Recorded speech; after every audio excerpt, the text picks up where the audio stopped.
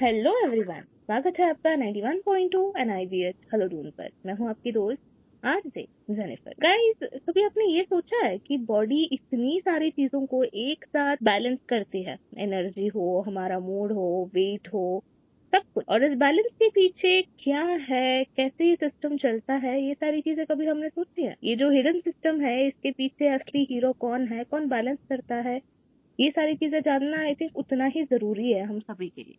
आज हम इसी हिडन सिस्टम के बारे में बात करने वाले हैं। आज हम बात करने वाले हैं थायराइड के बारे में, और इसी के बारे में गाइडेंस देने हमारे बीच टेलीफोनिक माध्यम से जुड़ी हैं डॉक्टर श्रेया शर्मा, जो एंडोक्रोनोलॉजिस्ट है। तो चलिए मैम से बात करेंगे और जानेंगे थायराइड के बारे में। जो भी जानकारी हमको मिलेगी हम उसे समझेंगे भी और लोगों को समझाएंगे। Hello Jennifer.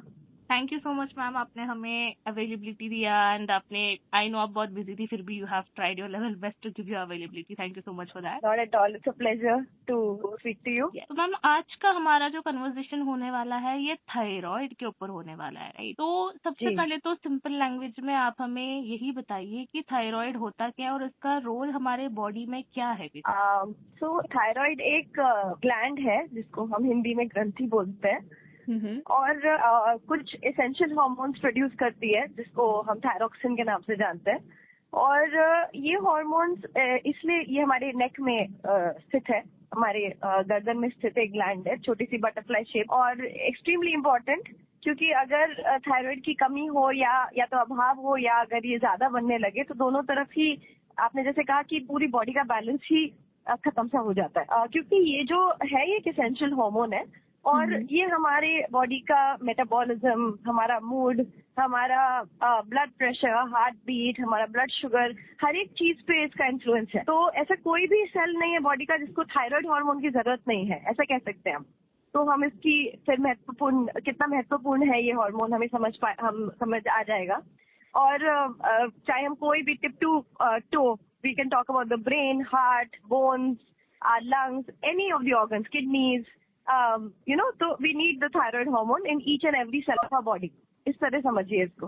तो इट इज, हाँ, एंड इट इज, आप उसको कह सकते हो कि वो हमारी बॉडी का इंजन की तरह भी काम करता है, रेगुलेटर की तरह भी काम करता है। तो इस तरह समझना है थायराइड को। सो इट इज, इसके इतने वाइड स्प्रेड इफेक्ट्स हैं कि इसी तरह समझाना बेटर रहेगा, रादर देन सेइंग कि ये करता है, वो करता है। It's a very wide spread effect of the thyroid hormone on our body. Okay, तो फिर आपने अभी मैम ये भी बताया था कि अगर ज्यादा हो, कम हो तो भी दिक्कतें होती है बॉडी में। तो फिर आप ये भी हमें बताएं कि अगर थायराइड की कोई भी प्रॉब्लम है तो इसमें मतलब कौन कौन सी हेल्थ इश्यूज होती हैं, एंड कम होने पे क्या होता है, ज्यादा होने पे क्या होता है, ये भी बताइए प्लीज। सो अगर कम हो जाए, अभाव हो जाए थायराइड का, तो तब हम उसको हाइपोथायरॉयडिज्म बोलते हैं, जिसके कुछ कॉजेज होते हैं। और बहुत कॉमनली ये देखा जा रहा है आजकल, हाइपोथायरॉयडिज्म बढ़ भी गया है हमारी पॉपुलेशन में, और स्पेशली औरतों में ज्यादा होता है। तो इसमें फिर एक आप कह सकते हैं कि बॉडी का मेटाबॉलिज्म स्लो डाउन हो जाता है, बॉडी की जो एनर्जी लेवल्स हैं वो थोड़े डाउन हो जाते हैं, there is a dullness in the mind, heart rate थोड़ी कम हो जाती है, हमारी एक इंटरेस्ट इन द सराउंडिंग्स भी कम होने लगता है, फोकस कम होने लगता है। These are the symptoms. But overall हमारी जो बॉडी की स्पीड है या एक एनर्जी फ्लो है वो ही कम हो जाता है, बिकॉज थायराइड, जैसे मैंने कहा कि वो हमारी बॉडी का इंजन की तरह भी काम करता है, और वो रेगुलेट करता है हमारी मेटाबॉलिज्म को। ये हो गया हाइपोथायरॉयडिज्म, जिसमें सिम्टम्स फिर बाद में बताऊंगी मैं। और हाइपरथायरॉयडिज्म होगा जब उल्टी तरफ, हाइपरथायरॉयडिज्म मतलब ज्यादा थायराइड हार्मोन बन रहा है बॉडी में कुछ कारणों की वजह से, एंड तब उल्टी तरफ बहुत ज्यादा एक्साइटेबल नेचर में हम पहुंच जाएंगे, एक सिंपैथेटिक ओवर एक्टिविटी होने लगती है, हार्ट रेट बढ़ जाएगी, आपकी हड्डियां जो है वो मजबूत, मतलब वो कमजोर होने लगेंगी, फ्रैक्चर्स का रिस्क बढ़ जाएगा, बहुत सारे चेंजेस आने लगते हैं बॉडी में, जो कि वेट लॉस होने लगेगा। मैं अगर ये एक औरत है तो उसको मेंस्ट्रुअल इरेगुलरिटीज होने लगेंगी। सो इस तरह के सिम्टम्स आते हैं हाइपरथायरॉयडिज्म में। दोनों ही तरफ आप जानते हैं कि एक बैलेंस मेंटेन करना नेचर में भी बहुत जरूरी है, हमारी बॉडी तो part of nature, so we all need balance. So specially with thyroid hormone, if this balance goes, then both ways we are going to suffer, so that balance is required. Okay, तो ma'am बीच में हमने एक बात mention करी थी कि महिलाओं के लिए ये थोड़ा ज्यादा प्रॉब्लमेटिक होता है, तो इसके पीछे की क्या वजह है मैम, जो कि हमने ऑब्जर्व भी किया है। मेन में शायद मैंने इतना कभी सुना नहीं है, इवन मेरी फैमिलीज में जो फीमेल्स हैं उनके मुंह से भी मैंने थायराइड का जिक्र सुना जरूर है। तो why is G this case? तो ऐसा नहीं है कि मेन में नहीं होता, but it is somewhat more in the females. The prevalence is more. इसके दो रीजंस हैं. एक तो ऑटो इम्यून डिसऑर्डर्स ज्यादा होते हैं फीमेल में. तो ऑटो इम्यून मतलब हमारी ही इम्यूनिटी अपने ही अगेंस्ट एक्ट कर रही है. तो एंटीबॉडीज बनने लगते हैं थायराइड के अगेंस्ट, जो कि हाइपो और हाइपर थायराइडिज्म दोनों तरफ ले जा सकते हैं थायराइड. एक ये हो गया. दूसरा है कि औरतों में अलग अलग पड़ाव पे हार्मोनल चेंजेस होते हैं. फॉर एग्जांपल प्यूबर्टी के थ्रू जा रही है एक औरत, एक लड़की, फिर उसके बाद उसको प्रेगनेंसी होगी, फिर एक टाइम पे मेनोपॉज आएगा. तो ये जो अलग अलग पड़ाव आते हैं उसमें भी हार्मोनल चेंजेस बहुत सारे होते हैं, और thyroid also may be one of them. So there are certain periods in the life of a woman when these changes are more bound to happen.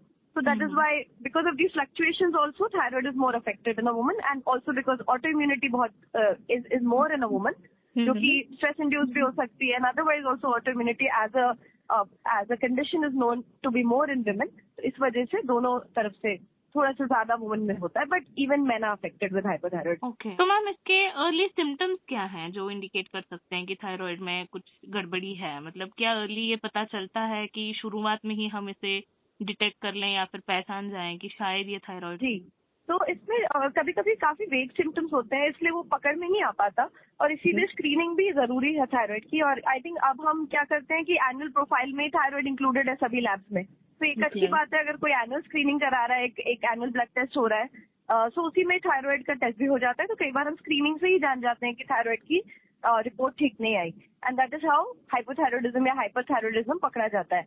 लेकिन हाइपोथायराइडिज्म जो है उसमें क्या होगा, जब कम है थायराइड हार्मोन का लेवल, तो सिम्टम्स वाइज थकान होना बहुत जल्दी, थोड़ा वजन बढ़ जाना, बहुत ज्यादा नींद आना, एज ए सेड फोकस ना होना चीजों पे, इंटरेस्ट चले जाना, मतलब द माइंड, जो मन की शक्ति है वो कम हो जाती है, और ओवरऑल बहुत ज्यादा ठंड या गर्मी ज्यादा लगने लगना, इरिटेबिलिटी, चिड़चिड़ापन, नींद ना आना ठीक से या बहुत ज्यादा ही नींद आना, वजन, एज ए सेड वजन बढ़ना is one of the common things. जो लोग सोचते हैं कि वजन बढ़ रहा है तो थायराइड के इशू हो, हाइपोथायराइडिज्म होगा. हमेशा नहीं होता, but many times weight gain is one of the signs. So we must check when we feel कि वेट गेन हो रहा है without reason and weight loss नहीं हो पा रहा, तो एक थायराइड का चेकअप कराने में कोई बुराई नहीं. So these are the symptoms. Constipation, dry skin, hair loss can also happen. ये भी कॉमन सिम्टम्स है, but as I said always we won't get these symptoms. बहुत वेग होते हैं, इसलिए स्क्रीनिंग से भी पता चलता है hypothyroidism. On the other hand hyperthyroidism में जब बढ़ गया थायराइड लेवल, तब बहुत काफी क्लियर कट सिम्टम्स आते हैं. फॉर एग्जाम्पल वेट लॉस बहुत सडन होता है, involuntarily, without reason weight loss. Appetite बढ़ गई पर वेट लॉस हो रहा है, भूख ज्यादा लगती है, और बहुत एंग्जाइटी, एक पैनिक अटैक आना, या नींद बिल्कुल गायब हो जाना, बहुत कम नींद आना, क्योंकि अब आप एक्साइटेबल हो चुके हैं, आपकी पूरी बॉडी का जो है ना रिदम ही एकदम तेज हो गया है. तो हार्ट बीट बढ़ जाना, पैल्पिटेशन होना, और ट्रेमर्स होना, मतलब हाथ में कंपन होना, ये सब, बहुत ज्यादा गर्मी लगना, ये सारी जो है सिंपैथेटिक ओवर एक्टिविटी के साइंस होते हैं. तो इस स्टेट में हम हाइपरथायराइडिज्म पकड़ पाते हैं अगर ऐसा कोई फ्लोरिड सिम्टम्स कोई पेशेंट दिखाता है तो, या उन्हें खुद समझ में आ जाए तो वो टेस्ट करके आते हैं. तो हाइपरथायराइडिज्म थोड़ा क्लियर कट सिम्टम्स देता है. हाइपोथायराइडिज्म में कई बार इतने क्लियर कट सिम्टम्स नहीं आते. ओके. तो फिर मैम जैसे थायराइड डिटेक्ट करने के लिए क्या कोई स्पेसिफिक टेस्ट भी कराने पड़ते हैं, और कितने फ्रीक्वेंसी में कराना पड़ता है, जैसे आपने बताया कि लैब में इंक्लूडेड है? आई थिंक स्क्रीनिंग में एनुअल प्रोफाइल बहुत अच्छी चीज है, जो एक ईयरली आप एक टेस्ट करवा लो, उसमें आपके most of the basic test हो जाते हैं, आपके किडनी, लिवर, शुगर और थायराइड के टेस्ट हो ही जाते हैं. तो यू आर एबल टू जज कि ये कॉमन कंडीशंस में कोई प्रॉब्लम आपको नहीं आ रही है. तो थायराइड भी उसी में, आई थिंक अब सारे ऑलमोस्ट ऑल लैब जो है, इवन आपकी जो कंपनीज जो एक एनुअल चेकअप्स करवा रहे हैं, या हर जगह आपके वर्क प्लेस पे जो चेकअप्स हो रहे हैं उसमें भी थायराइड इंक्लूड हो गया है. एंड इवन प्रेगनेंसी में आप शायद जानते हो कि सभी औरतों को प्रेगनेंसी में थायराइड चेक किया जाता है, इरिस्पेक्टिव ऑफ उनकी प्रीवियस हिस्ट्री क्या है, क्योंकि थायराइड लेवल हमेशा नॉर्मल रहने चाहिए प्रेग्नेंट फीमेल में for the baby to develop well. तो अब थायराइड की चेकिंग भी अब ज्यादा हो गई है, अब अवेयरनेस बढ़ गई है, और specially in the cities and wherever the medical services are well available. तो आई थिंक अब काफी चेकअप्स हो रहे हैं, तो थायराइड अब पिकअप भी बहुत जल्दी हो रहा है. So that is good, but फिर ओवर डायग्नोसिस भी नहीं चाहिए हमको कि हम विदाउट रीजन किसी चीज को मेडिकलाइज करें. तो दोनों तरफ हमें एक बैलेंस मेंटेन करना पड़ता है एज ए मेडिकल प्रोफेशनल. तो ये इस तरह से चेक कर सकते हैं हम. T4 TSH होता है, और वही हमें बता देता है। इवन TSH अगर हम प्लेन TSH भी करवाएंगे तो उससे भी हमें आइडिया मिल जाता है कि वो अगर बहुत लो है तो हाइपरथायरॉयडिज्म में है और हाई है तो हाइपोथायरॉयडिज्म में है। तो उस तरह से समझ में आ जाता है। ओके मैम, तो अगर एक बार किसी को पता चल जाए कि थायराइड है तो क्या ये कम्प्लीटली क्योर हो सकता है या फिर इसका मतलब लाइफ लॉन्ग हमें मैनेज करते रहना है, दवाइयाँ रहती रहनी है, एंड इसकी ट्रीटमेंट कैसा होता है ये भी बताइए। तो प्राइमरी अगर हम हाइपोथायरॉयडिज्म की बात करें जिसमें अभाव है थायराइड का, उस केस में जनरली क्या होता है कि अगर एक परमानेंट नेचर का है, जो जनरली परमानेंट नेचर का ही होता है, उसमें हमें रिप्लेसमेंट करना ही पड़ता है लाइफ लॉन्ग, जिसमें कि हम बाहर से थायराइड हार्मोन ले रहे हैं और रिप्लेस कर रहे हैं, जो जो अंदर अभाव हुआ है उसको हम रिप्लेस कर रहे हैं। तो इसमें कोई बुराई नहीं है, क्योंकि एक हार्मोन जो हमारी बॉडी में कम बन रहा है हम उसको बाहर से ले रहे हैं, इसकी कोई साइड इफेक्ट्स नहीं है। सही डोज में अगर हम ले तो ये बहुत अच्छी तरीके से मैनेज हो सकता है। बट क्योर की अगर हम बात करें तो हाइपोथायरॉयडिज्म में क्योर बहुत कम होता है, और कुछ कंडीशंस हैं which are transient in nature, but वो एक अलग कंडीशन होती है, उसको थायराइडाइटिस कहते हैं, जो कि एक अलग कंडीशन है। वो हाइपोथायरॉयडिज्म परमानेंट प्राइमरी हाइपोथायरॉयडिज्म में नहीं गिना जाता। तो उस बहुत कम कंडीशंस होते हैं जिसमें एक ट्रांजिएंट वे में थायराइड अफेक्ट हुआ और फिर वो नॉर्मलाइज हो गया, तो वो एक अलग चीज है। बट जो हम एक रूटीन गार्डन वैरायटी हाइपोथायरॉयडिज्म देखते हैं इन द इंटायर जो हम कम्युनिटी में देखते हैं, वो जनरली क्योर नहीं होता, बट वो मैनेज बहुत अच्छे से हो सकता है with the right dose and the right monitoring. उसमें बस ये कि आपको संपर्क में रहना पड़ेगा एक एंडोक्रिनोलॉजिस्ट के या एटलीस्ट एक इंटरनल मेडिसिन फिजिशियन के, जिससे कि आप गलत डोज ना ले रहे हो या गलत या आप ये ना करें कि भाई 1 साल हो गया और आपने टेस्ट ही नहीं कराया, तो आपको कोई साइड इफेक्ट्स नहीं है। तो मैनेज करना इंपॉर्टेंट है इसको, एंड कंट्रोल करना इंपॉर्टेंट है, and very easy to control, कोई इसमें प्रॉब्लम नहीं है। देन हाइपरथायरॉयडिज्म की अगर बात करें, जिसमें ज्यादा थायराइड बन रहा है, तो उसमें थायराइड ब्लॉकर्स दिए जाते हैं, थायराइड हार्मोन ब्लॉकर्स, जो कि बहुत इफेक्टिव ड्रग्स हैं। मेडिकेशन होती है, एक टैबलेट होती है जो may be 1 or 2 a day लेना पड़ता है, और ये एक कंडीशन है जिसमें 2 to 3 years में दवाई बंद भी की जा सकती है। कभी कभी बंद भी कर सकते हैं हम, बट कभी कभी ये बहुत लॉन्ग भी चलती है। तो दोनों कंडीशन में आई वुड से हम मैनेज कर रहे हैं, हम कंट्रोल कर रहे हैं with very effective medication, with no side effect, very less side effect, very safe and very well managed. मतलब बहुत इजी है to manage, but with the right professional, कि आप मेडिकल प्रोफेशनल के साथ संपर्क में रहें, प्रेफरेबली एंडोक्रिनोलॉजिस्ट। अगर एंडोक्रिनोलॉजिस्ट अवेलेबल नहीं है then physician is also good, but at least somebody who done medicine और एंडोक्रिनोलॉजी, तो आप फिर सही वे में उसको मैनेज कर पाएंगे। अगर हम क्योर की बात करें तो yes, there are ways to reduce the dose और manage it better. We would not say cure, we would say कि what can we do from our end to make this situation better, ये हम dose सकते हैं। क्योंकि cure बोलने में बहुत एक गलत हम मिसलीड ना कर दें कि बिल्कुल दवाई बंद हो सकती है, वैसा होता नहीं है। जनरली नहीं होता। बहुत कम केसेस में जहाँ बहुत माइल्ड था और जहाँ पे कुछ स्ट्रेस लेवल ज्यादा थे एंड वो नॉर्मलाइज हो गया and then later on thyroid normal हो गया, वो एक अलग चीज है। बट जो परमानेंट वे में हाइपोथायरॉयडिज्म सेट इन हो चुका है, ऑटो इम्यूनिटी है जो बॉडी में, फिर वो मैनेज विद रिप्लेसमेंट होता है। तो इसलिए हम इसमें बस ये है कि अपनी तरफ से अपना हेल्दी लाइफस्टाइल रखें, हेल्दी डाइट रखें, हो सके तो प्रोसेस फूड एकदम कम कर दें, जितना हो सके शुगर्स कम कर दें, अपना मोटापे का ध्यान रखें कि वजन ना बढ़े आपका, be active, exercise, meditate, do your yoga if possible. All these things matter because stress levels have a lot to do with autoimmunity. अगर स्ट्रेस हाई रहेगा, क्रॉनिक स्ट्रेस में रहोगे तो ऑटो इम्यून प्रॉब्लम्स वैसे भी ज्यादा आएंगे, जो मैंने बताया कि ऑटो इम्यूनिटी से ही थायराइड की प्रॉब्लम ज्यादा आती है। तो हम उसको अगर कंट्रोल कर सके in whatever small ways we can in the daily routine, तो भी फर्क पड़ेगा। एंड अगर आपका वेट नॉर्मल है, आप वेट गेन नहीं करते, तो आपका डोज बढ़ेगा नहीं। तो that we have to manage, ये हम अपनी तरफ से कर सकते हैं। ओके, तो मैम ये तो आपने ऑलमोस्ट सारी जानकारी एक ही में दे ही दी है, एंड जो कि मेरा अगला सवाल भी होने वाला था स्ट्रेस के रिगार्डिंग, तो आपने इसमें बता ही दिया, तो मैं फिर से नहीं पूछूंगी। तो एंड में क्या आप स्पेसिफिक कोई मैसेज देना चाहेंगे? ओवरऑल तो आपने दिया ही है, बट सम अप करके कोई एक शॉर्ट मैसेज देना चाहेंगे हमारे लिसनर्स के लिए मैम?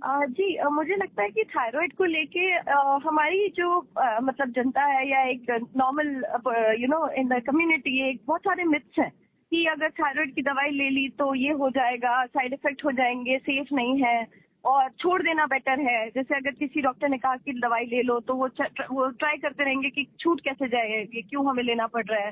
तो ये कई बार ऐसी धारणा है, और ये सभी कंडीशंस को लेके होती है कि कोई भी इंसान डेली एक दवाई लेने से कतराता है कि नहीं, हमें बंद कर दो ये दवाई, हमें नहीं चाहिए, इसको क्योर कर दो किसी तरह। पर हमें ना हमेशा रियलिटी में जी के और फिर बेस्ट करना चाहिए। तो द रियलिटी इज दिस, जो आज हमने बात की, अगर हमें ये एक हार्मोन लेना पड़ रहा है बाहर से टू सप्लीमेंट और replace what is not there in the body, और जो कि इसेंशियल है, उसके बिना हमारी बॉडी ठीक से नहीं चलेगी। चाहे हम जिंदा जरूर रहेंगे, ऐसा नहीं है कि ये जानलेवा हो जाएगा, but at one point of time वो इतना डिसेबलिंग हो जाएगा कि द क्वालिटी ऑफ लाइफ बहुत खराब हो जाएगी अगर हमने उसको ढंग से उसको मैनेज नहीं किया। और उससे इवन हार्ट इश्यूज आने लग जाते हैं, बीपी बढ़ने लगता है, ब्लड प्रेशर, शुगर की प्रॉब्लम्स, कोलेस्ट्रॉल की problems, heart issues. So it leads to certain issues if you don't manage it in the right time. अगर इस समय ये छोटी सी चीज को हमने सही तरीके से मैनेज नहीं किया तो ये लॉन्ग टर्म कॉम्प्लिकेशन में बदल जाएगी, जो फिर उसके बाद डिफिकल्ट हो जाएगा मैनेज करना। और फिर otherwise also in daily life, menstrual irregularities, lack of focus, weight gain, low energy, सब कुछ ही हम जूझते रहेंगे इससे, अगर हम इसको रेजिस्ट करें कि हम इसको मैनेज कैसे करें। तो सही एडवाइस लेना इंपॉर्टेंट है।